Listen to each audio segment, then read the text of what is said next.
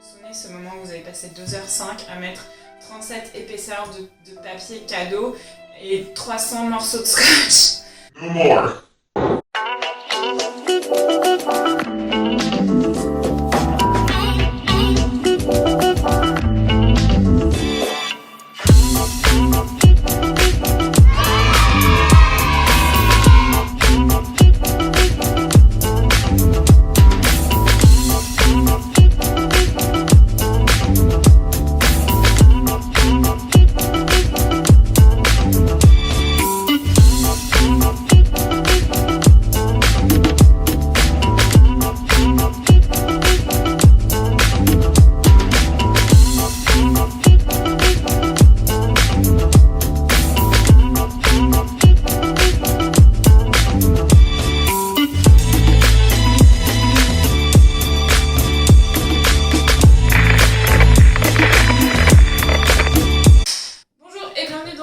Épisode de Let's DIY the Aujourd'hui, je vais vous proposer une méthode d'emballage réutilisable qui va venir remplacer les emballages papier cadeau. Cette méthode, ça s'appelle le furoshiki, ça vient du Japon. Il s'agit simplement de plier le tissu et de faire des nœuds de façon diverses et variées afin d'emballer toutes sortes d'objets, que ce soit des choses simples genre boîte, livre, ou des choses plus compliquées genre bouteille. Pour ça, il va vous falloir des morceaux de tissu globalement carré, un peu rectangulaire, mais le plus proche du carré sera le mieux, et ce que vous avez décidé d'emballer.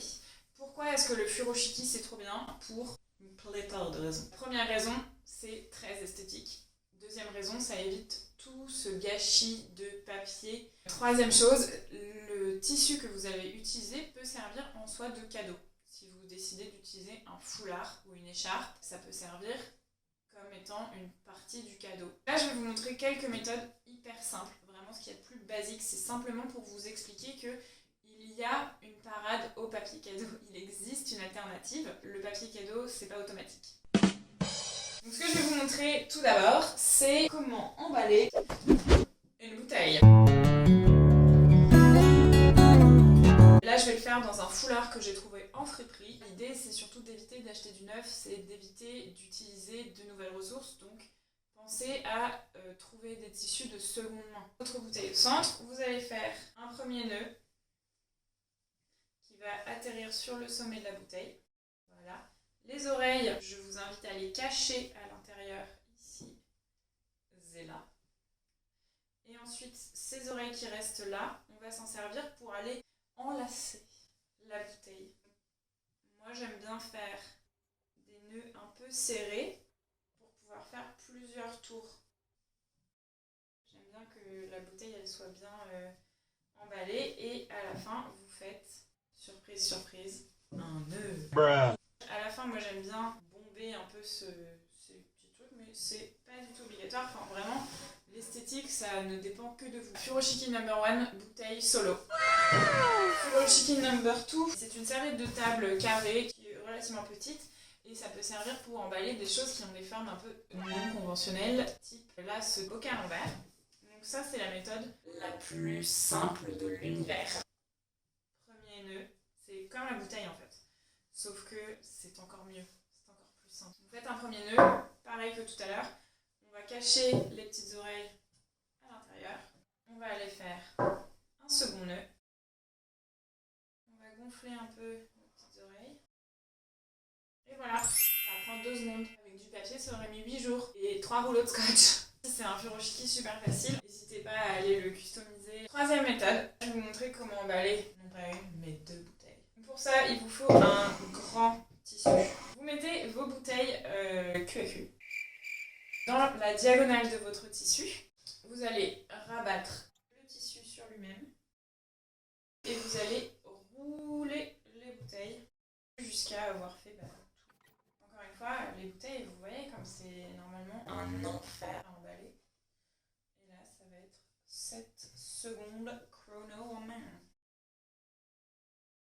Vous avez vos 2 bouteilles et vous allez tout simplement les nouer ensemble. Cette technique, elle est super bien pour offrir, mais aussi pour transporter tout simplement vos bouteilles.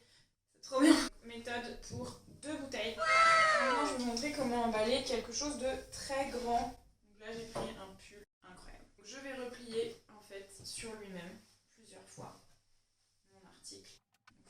soit un peu tendu quand même. Ce qui n'est pas du tout le cas ici parce que je fais n'importe quoi. Take two!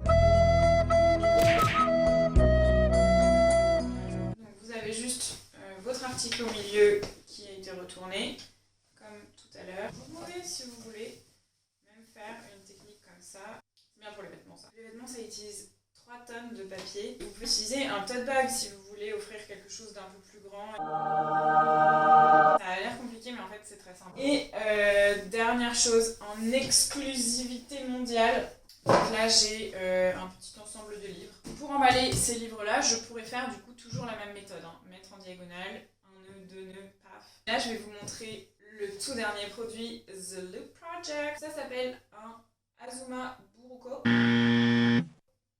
Encore une fois du Japon. Moi j'en ai un que j'utilise depuis 3-4 ans pour transporter mon Tupperware de lunch au travail. Ultra glamour, I'm aware. C'est trop pratique. Vous mettez tout ce dont vous avez besoin, en l'occurrence ces livres.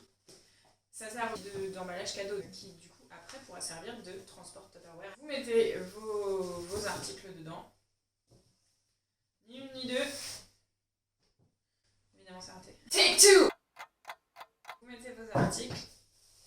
Et un seul nœud, 2 nœuds si vous sentez d'humeur joviale. Et là vous avez votre emballage qui en plus se transporte. C'est l'avantage de tous ces emballages là, c'est que c'est des baluchons. Ça vous permet de transporter vos cadeaux sans avoir à vous arracher les mains avec 300 sacs Ikea. J'espère que ce DIY vous a plu, que vous avez appris une nouvelle méthode, que vous allez trouver votre bonheur dans les friperies, dans les placards de vos grand-mères.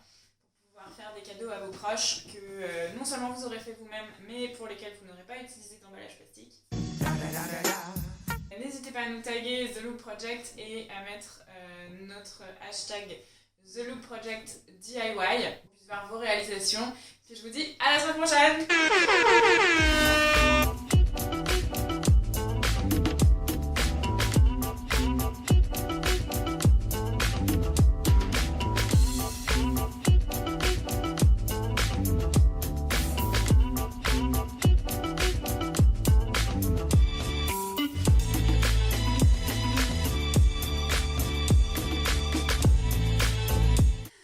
That was a dead good.